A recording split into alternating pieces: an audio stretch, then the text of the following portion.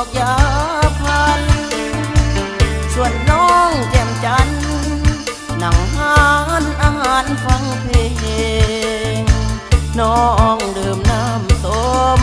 ไอ้งมขี่ต้มโค้งเพลงได้นั่งรถเก๋งฟังเพลงแล้วยังซ้ำเติม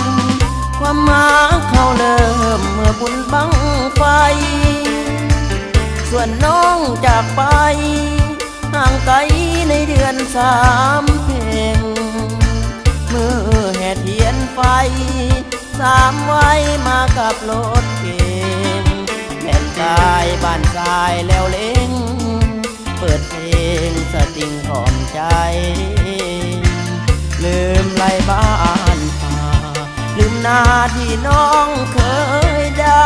ำน้องมาลืมค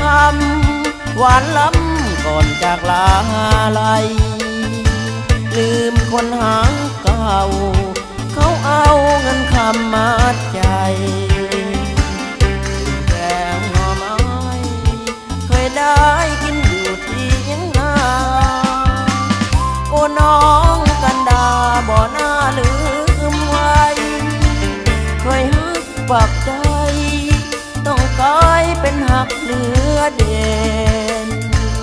หมอหน้าเลยนะมาฆ่ากันอย่างเลือดเย็น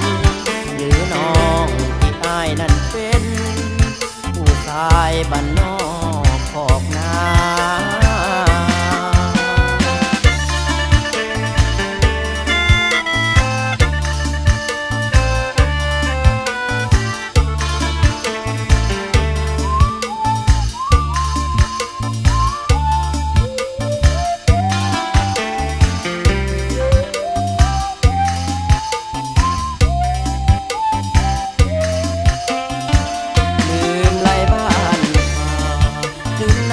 ที่น้องเคยดำน้องมาลืมคำหวานล้ำก่อนจากลาลัยลืมคนหาเก่าเขาเอาเงินคำมา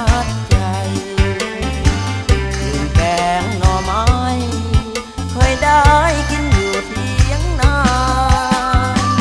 โอ้น้องกันดาบ่น่าลืมไว้เคยหักปักใจต้องกลายเป็นหักเหลือเด่นหมอหน้าเลยนะมาฆ่ากันยังเลือดเย็นหรือน้องที่อายนั้นเป็นผู้ชายบ้านนอกขอกนา